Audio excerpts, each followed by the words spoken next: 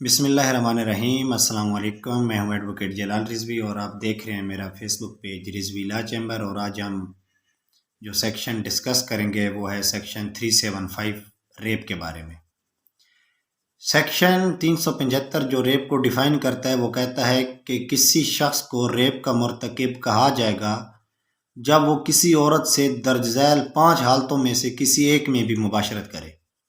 اب وہ 5 حالتیں کون سی ہیں؟ جو 5 کنڈیشن ہیں، جو نمبر 1 پہ ہے وہ ہے اس کی مرضی کے خلاف، کسی عورت کی مرضی کے خلاف۔ جب بھی کسی عورت کی مرضی کے خلاف جو کنڈیشن ہوتی ہے اس میں یہ ہے کہ جب کوئی عورت کوئی جنگل میں ہے یا کسی ایسی ویران جگہ پہ ہے جہاں وہ جانتی ہے، اسے پتہ ہے کہ اگر کوئی آدمی اس کا ریپ کرنا چاہتا ہے اور وہ شور وغیرہ کرتی ہے یا وہ وہاں پہ کوئی رکاوٹ ڈالتی ہے اپنی ریپ کرنے کی وجہ سے، اسے پتہ ہے کہ اگر وہ جتنا بھی شور وغیرہ کرے تو ویران جگہ ہے، کوئی اس کی مدد کے لیے نہیں آ سکتا۔ اب اس کا ریپ ہو جاتا ہے تو اب اس میں مرضی شامل نہیں ہوتی۔ اب دوسری جو کیٹیگریز ہے اس میں زیادہ سمجھنے والی بات ہے وہ ہے اس کی رضامندی کے بغیر۔ اب مرضی اور رضامندی کے فرق کو سمجھے۔ اب دوسری کنڈیشن کو میں ذرا ڈسکس کرتا ہوں۔ دوسری کنڈیشن میں یہ ہوتا ہے کہ عورت کی مرضی نہیں شامل ہوتی لیکن رضامندی شامل ہوتی ہے، کنسنٹ ہوتی ہے اس کی۔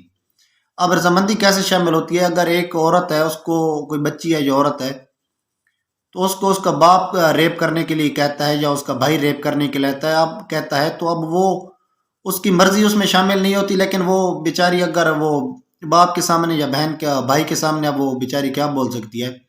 تو شرم سے وہ لازمی بات ہے وہ ریپ کروائے گی، جو بھی ہے وہ زنا بالجبر جو بھی ہوگا۔ تو اس میں اب جو ہے نا رضامندی کے بغیر، اب اس میں اس کی مرضی تو شامل ہوگی لیکن اس کی رضامندی نہیں شامل ہے۔ اب جو تیسری کنڈیشن ہے اس میں یہ ہوتا ہے کہ عورت کی رضامندی ہوتی ہے، لیکن ایسی رضامندی جو عورت کو خوف دلا کر یا قتل کا یا کسی ہرٹ کا جو حاصل کی جاتی ہے۔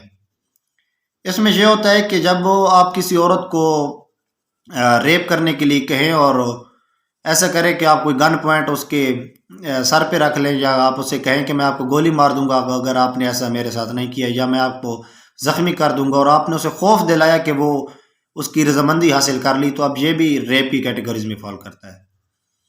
اب جو چوتھی کنڈیشن ہے اس میں یہ ہے کہ اگر ایک مرد جانتا ہے کہ وہ جس عورت کے ساتھ وہ ریپ کر رہا ہے وہ جائز طور سے اس کے نکاح میں نہیں ہے، اور عورت یہ سمجھتی ہے کہ جو مرد اس کے ساتھ وہ جمع کر رہا ہے وہ اس کی نکاح میں ہے، کیونکہ اگر شادی کی پہلی رات ہو اور ایک عورت کسی دوسرے مرد کے گھر میں جائے تو اب عورت کو یہ نہیں پتہ کہ جس مرد کے ساتھ اس کی شادی ہوئی ہے وہ یہ ہے یا کوئی اور ہے۔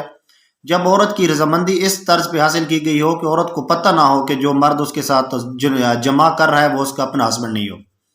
اب جو 5ویں کیٹیگریز ہے وہ ریپ کی، اس میں یہ ہوتا ہے کہ اگر عورت کی یا بچی کی عمر 16 سال سے کم ہو، اس میں اگر اس کی رضامندی شامل ہوتی ہے یا رضامندی شامل نہیں ہوتی تب بھی یہ ریپ کی کیٹیگریز میں فال کرتی ہے۔ جزاک اللہ خیر و تعالی۔